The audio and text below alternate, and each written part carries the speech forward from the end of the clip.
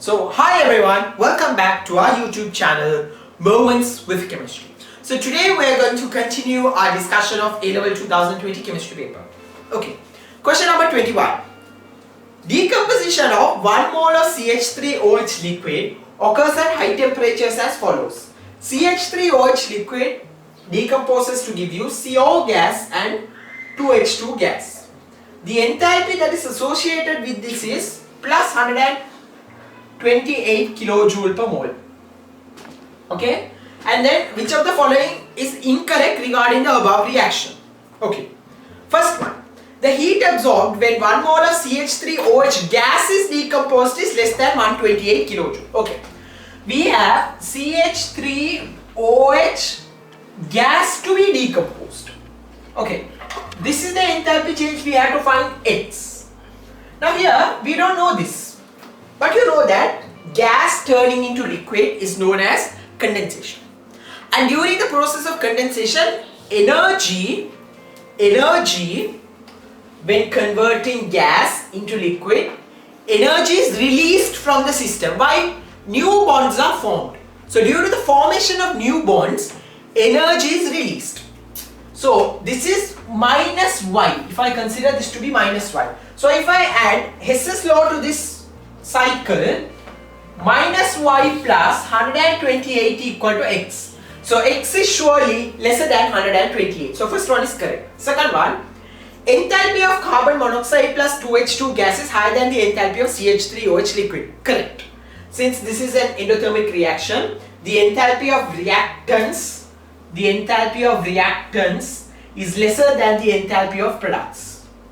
This is the reactants and this is the products. So this will be your enthalpy change, delta H. Okay, so that is also a true statement. Third one, 128 kilojoule of heat is released when 1 mole of carbon monoxide is formed.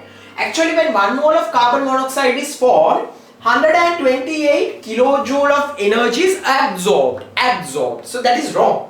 Third one is wrong. Fourth one, 128 kilojoule of heat is absorbed during the decomposition of 1 mole of reactant. Yes, if 1 mole of CH3OH liquid takes part in the reaction, then we have to supply 128 kilojoules of energy for the reaction to happen.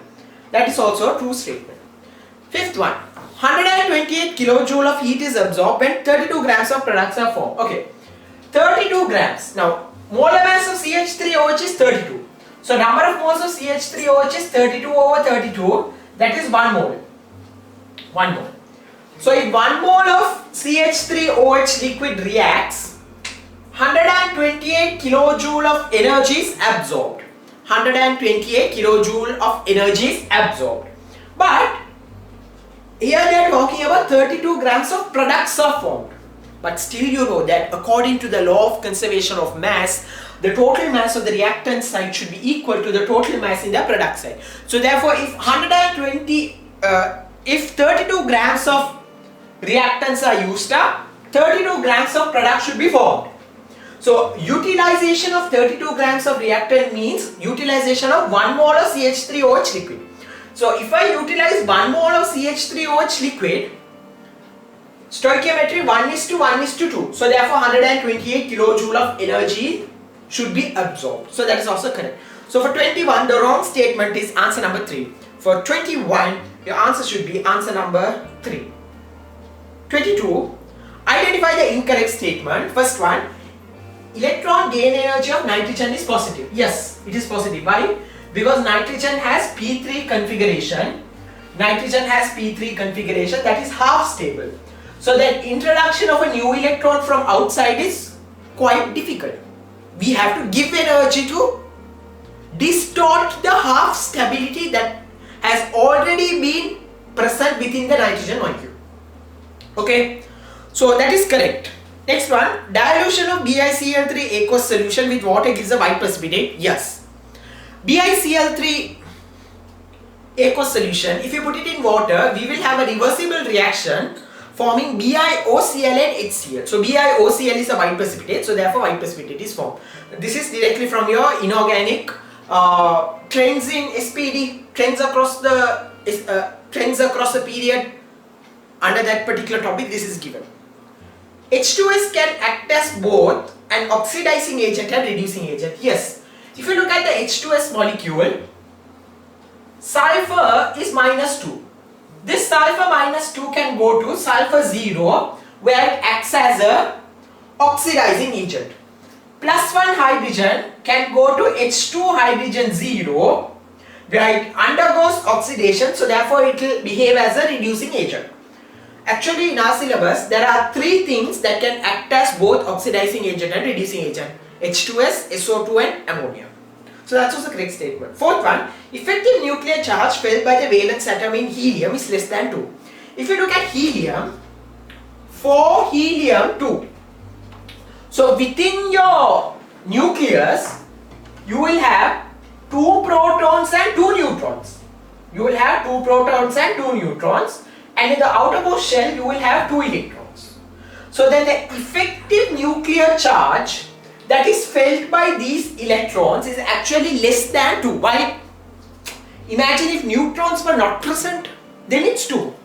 Because the entire force that is given by the proton will act on that particular electrons. But here, since we have an uncharged species known as the neutron, which still occupy mass within the nucleus, so what will happen? The pull that is awarded by this proton will be reduced. Why? Another person is there.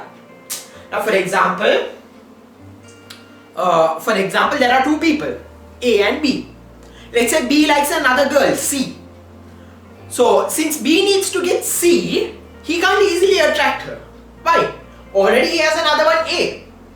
So, depending on the strength of the girl A, only B can attract another girl C. Something like that. Depending on this neutron, only the pulling ability of this proton is governed by the neutron. That is why the effective nuclear charge that is felt by the outermost electron in helium is lesser than 2. Fifth one, aluminium is inert towards N2 gas even when heated to high temperature. That's wrong, no? We have a reaction. Aluminium plus N2 giving you AlN. So if we have a reaction, means surely that reaction should take place, no? So then fifth one is wrong. 22, your answer is answer number 5. 23, it's also a very good question. Concentration of dilute aqueous solution of a weak acid HA is C mole per cubic decimeter, and its dissociation constant is Ka at 298 Kelvin. Which of the following expressions gives the pH of this solution at 298 Kelvin? Okay, look at this. We have HA aqueous.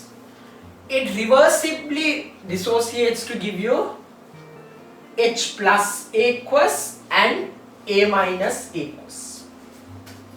So if initial concentration is C, I consider X amount to be dissociated. This is also X, this is also X. But since X is really very smaller than C, it's negligible comparison to C, then C minus X is roughly equal to C. Then Ka equal to H plus aqueous concentration into A minus aqueous concentration divided by HA aqueous concentration. So Ka equal to X squared over C. X squared over C. So X equal to KAC root. That is equal to H plus aqueous concentration. But pH equal to minus log H plus aqueous concentration. So minus log KAC root. Minus log KAC root. So how can I simplify this? I have to simplify this one like this. Now look at this. I can write the same one.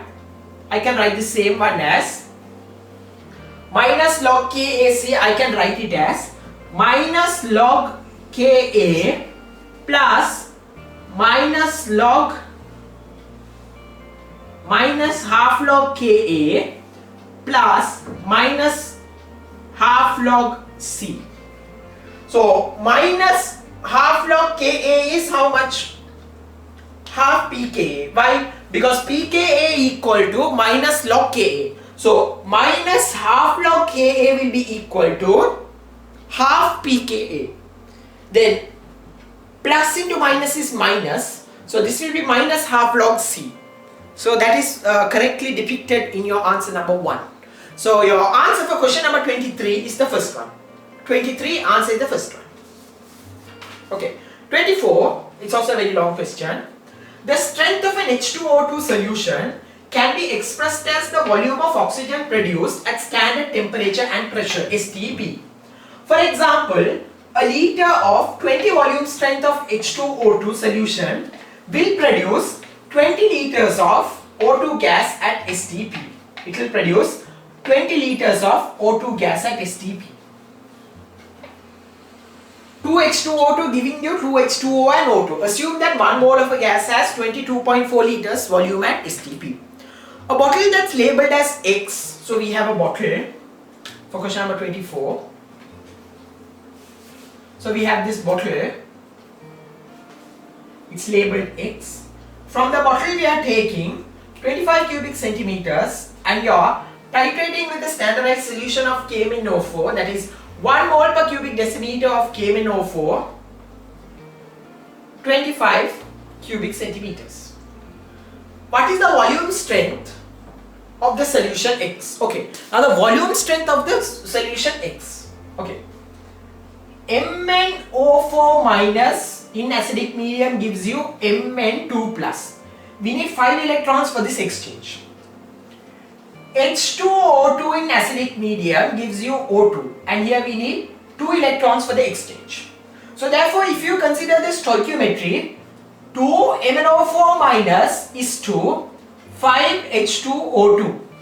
2 MnO4 minus equal to 5 H2O2. Like if you have done a lot of questions, you don't even have to write this. It will come automatically.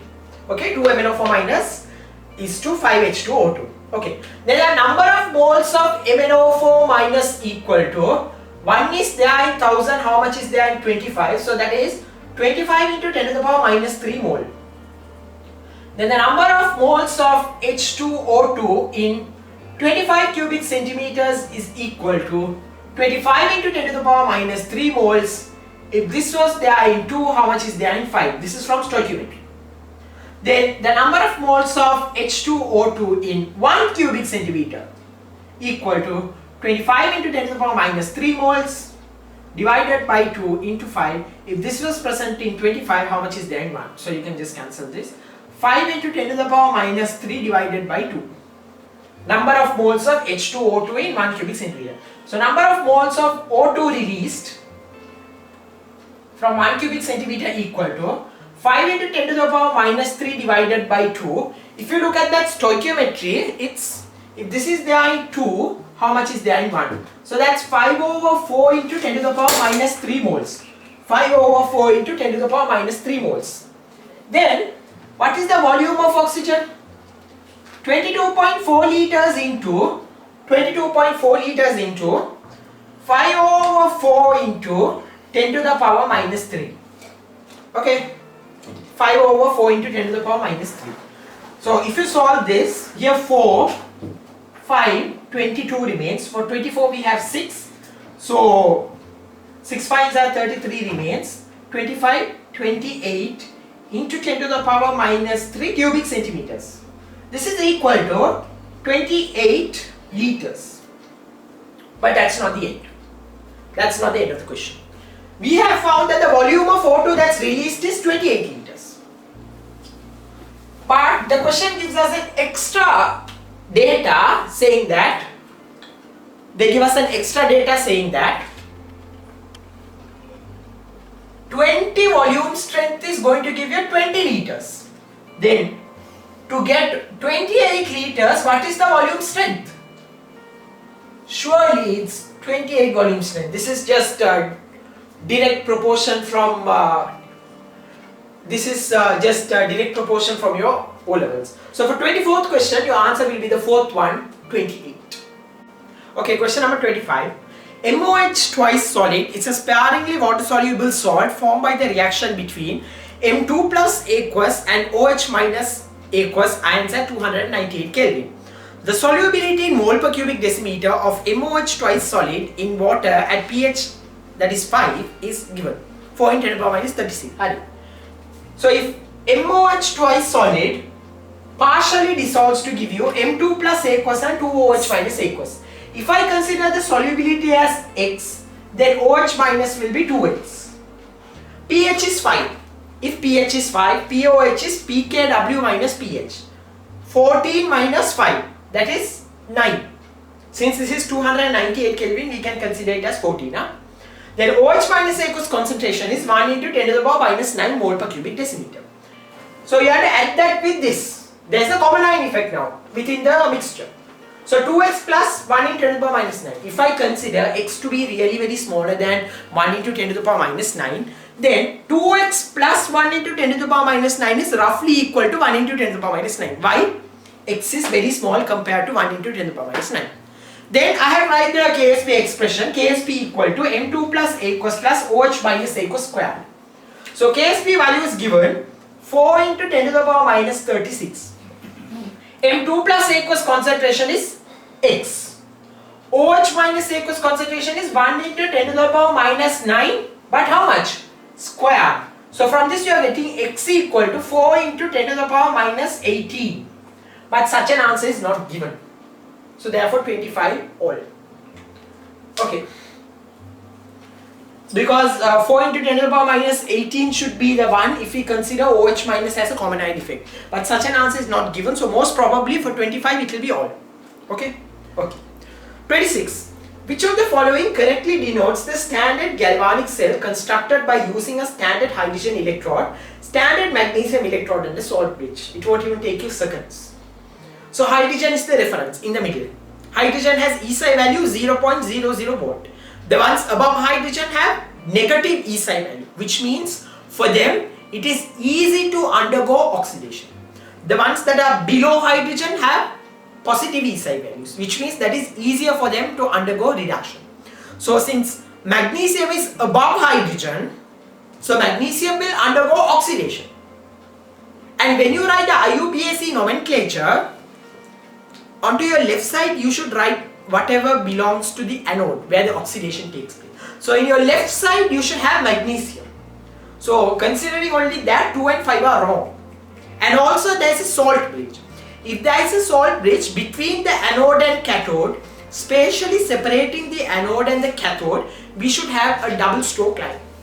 So if you consider that, fourth one is also wrong.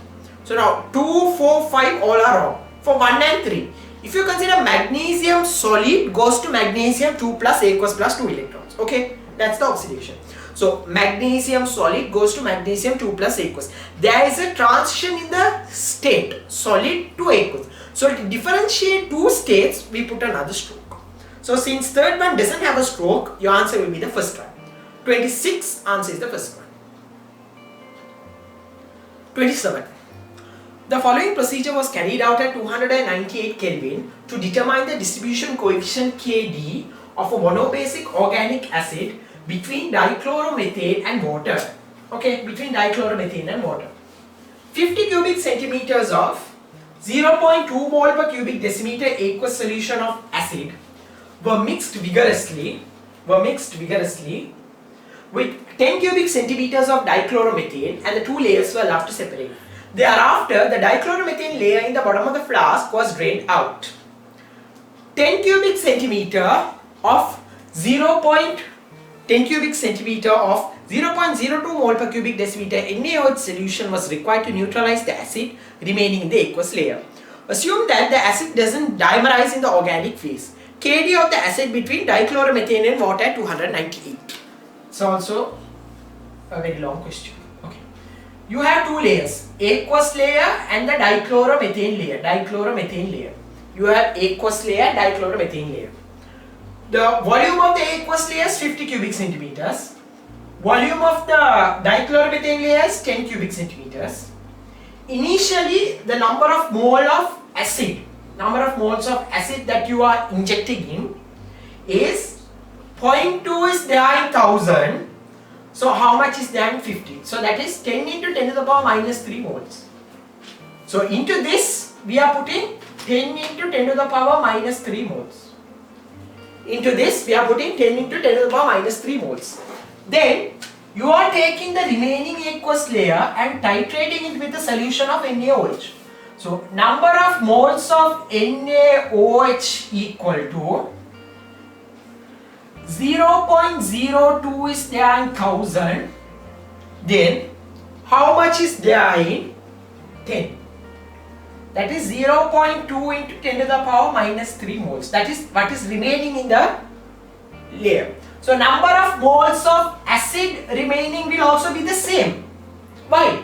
They have told us that this is a monobasic organic acid. So if it's monobasic, when it reacts with a strong base such as NaOH, the stoichiometry is 1:1. Monobasic. If it is dibasic, 1:2. So number of moles of acid that is remaining in the aqueous layer after the vigorous shaking is 0.2 into 10 to the power minus 3 moles.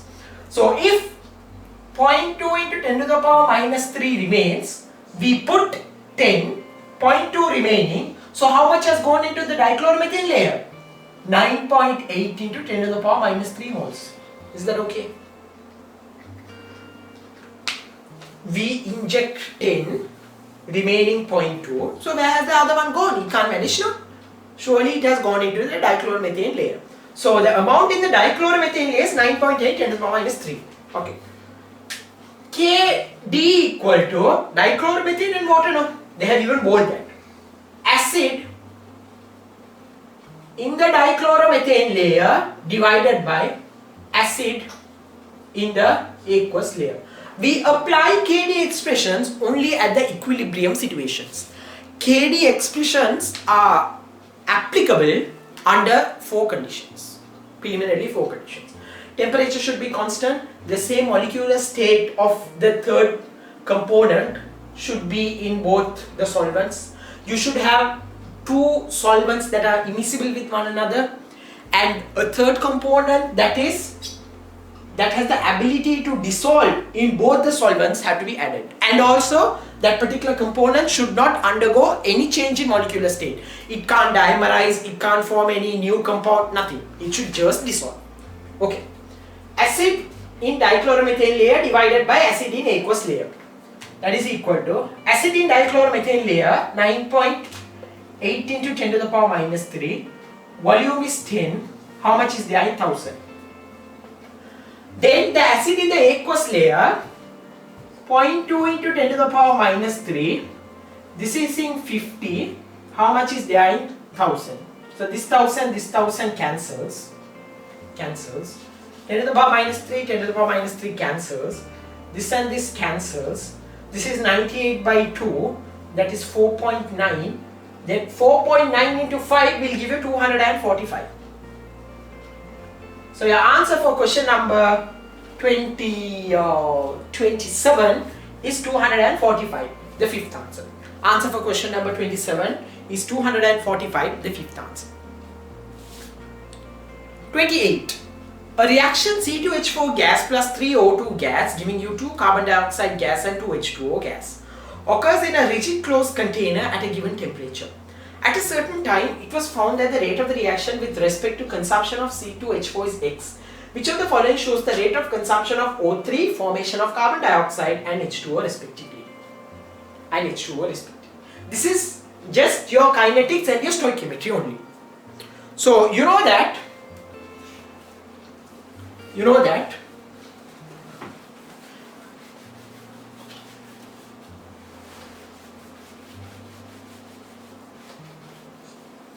we can write a generalized formula for this. Rate equal to 1/1 into rate of C2H4 usage, that is equal to 1/3 into rate of O3 usage, that is equal to, these two are negative, why? They are reactants that are consumed. That is equal to plus 1/2 into rate of carbon dioxide formation, that is also equal to plus 1/2 into rate of water formation. Okay, they have given us rate of consumption of C2H4 as X. This portion has been given as X. So if this is X, this should be 3X. Simple mathematics. If this is 3X, this should be 2X. If this is 2X, this should be 2X. So for oxygen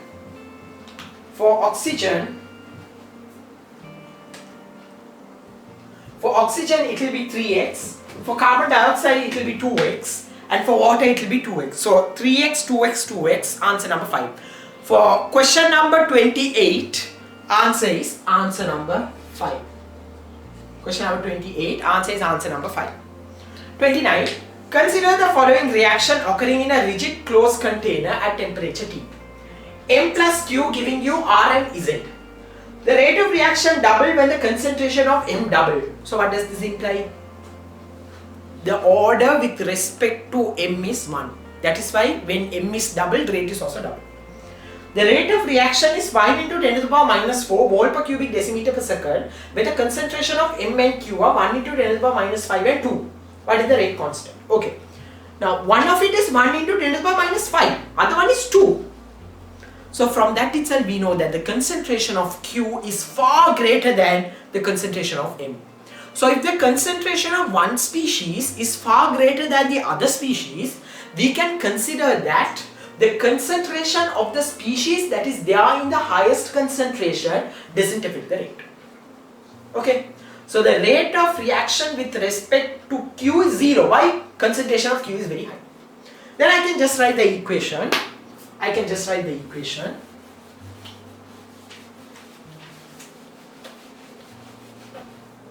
For question number 29, I can just write the equation. Rate equal to K into M gas concentration.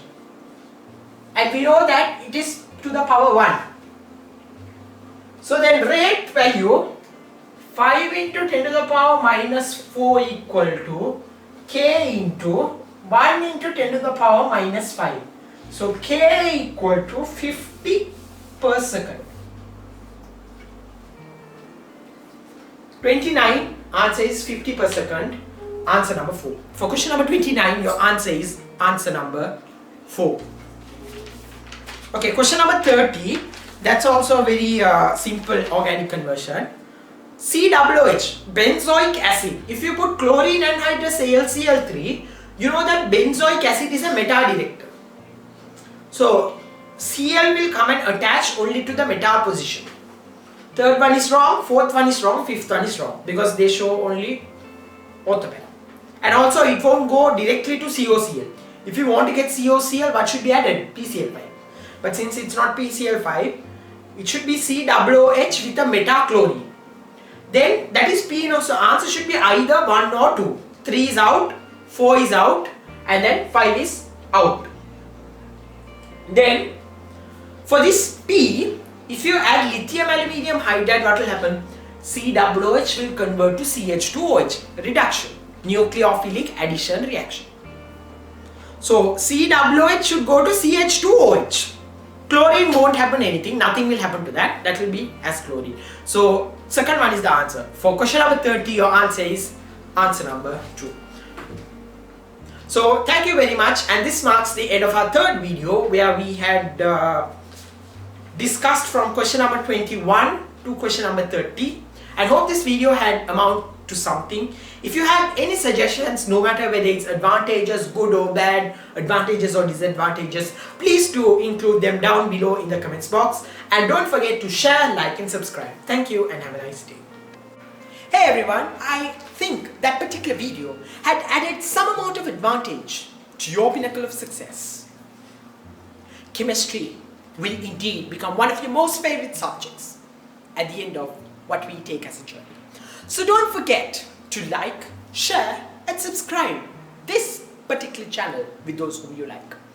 And wait, whether your comments are advantages or disadvantages, please do put them down in the chat box because everything amounts to us. So thank you and have a nice day.